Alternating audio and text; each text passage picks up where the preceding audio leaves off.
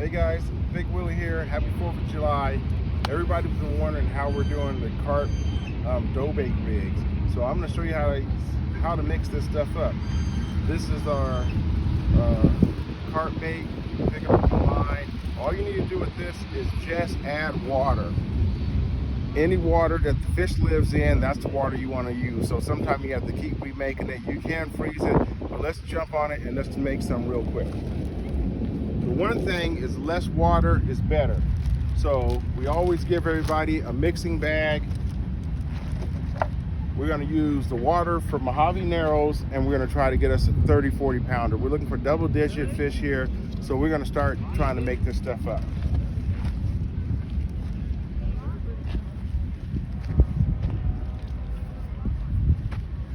I'm just going to start off with a cup of water. The reason we're using the water from here is because the carp are kind of vegetarians, and if you use that same water and the algae and everything, they're used to it, and that lake, they'll really pick your bait up instead of something foreign.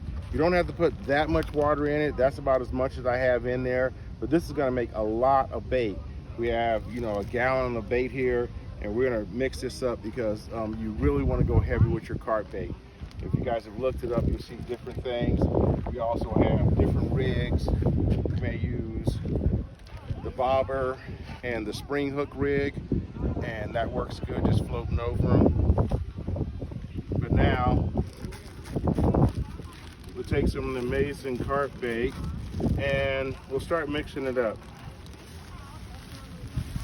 And there's a lot of water in there, so I'm going to go ahead and throw about half that bag in there and just kind of dry that up. Once you close it, you can just start kneading it together.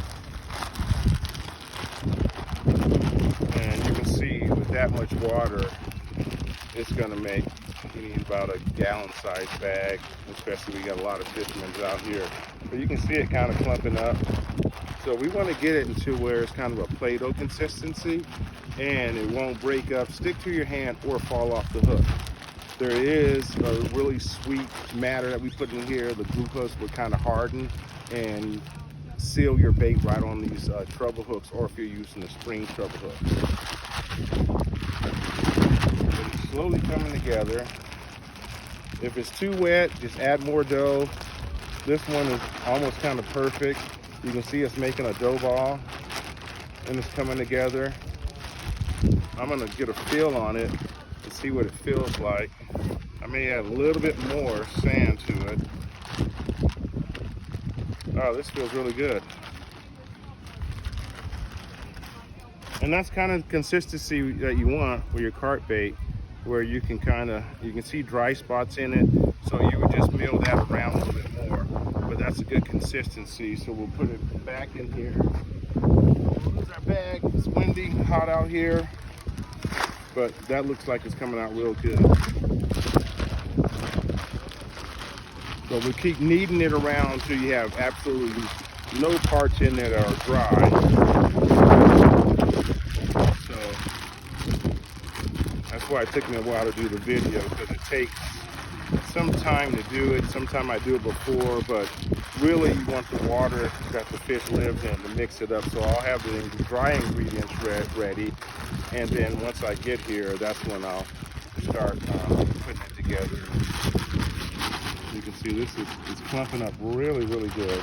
It doesn't stick to the bag anymore, and we hadn't had to add anything in this now.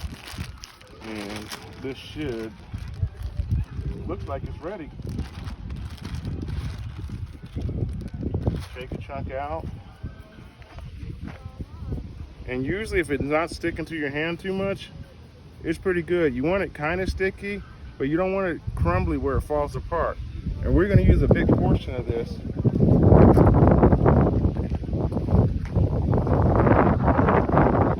probably seen these on the internet. It's just a recycled pill bottle. So we're going to take it, we're going to shove it into this thing and just fill it all the way up. And you can see the dough bait comes all out the sides. But it's a big chamber, so it holds a lot of it. It's just nice. It catches all kinds of fish. Me and my brother-in-law have been experimenting with it. Mike Flowers is on the camera, and we've got no bass, but we got catfish, bluegill, trout, everything. So now we have that loaded. We have these hooks here that are hanging down, so we're going to go ahead and there's a freaking fly. Make just some tight balls, and if it's sticky enough, you can just make these balls and kind of squeeze them tight. Cover the whole top of the hook.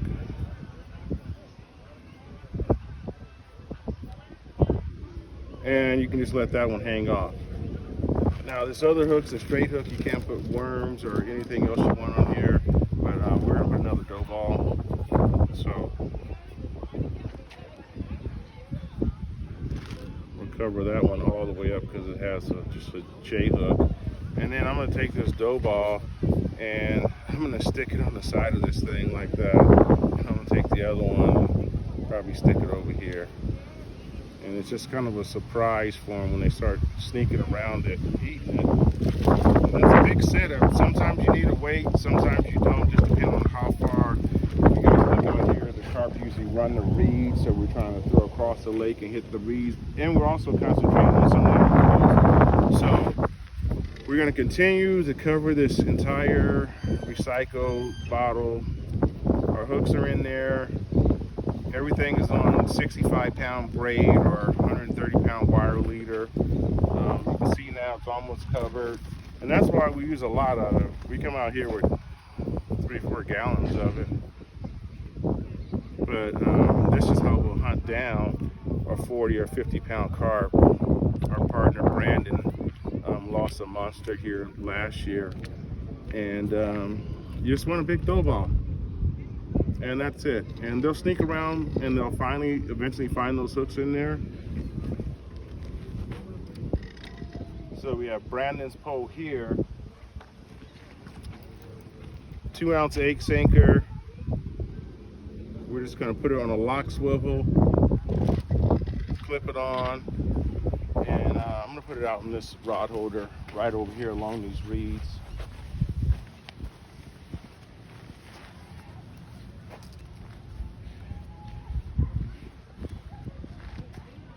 Bomb this out.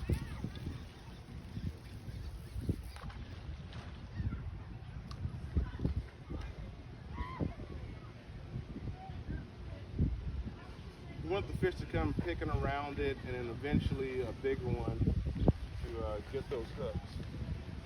We've got here 14, 15 pounds. So we'll set it and let it wait. I'll show you one more other rig.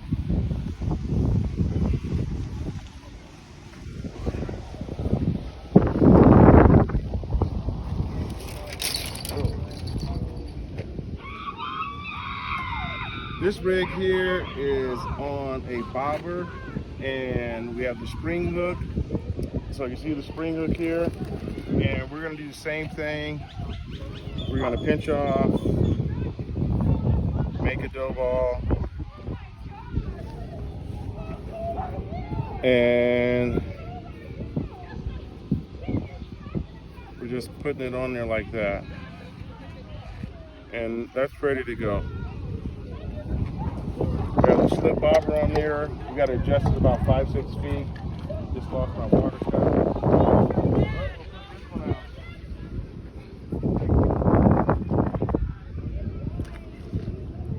Just enclose the cruise of the bank, so we're not going to go too far out with this one, but it'll be able to kind of move up and down around the bank area, and they can pull it real easy and they'll get it. You guys check us out online. Always donate to our nonprofit, Amaysing Fishing Club, taking youth, veterans, and elderly out fishing every month. AmazingFishing.net. They will see you on the water.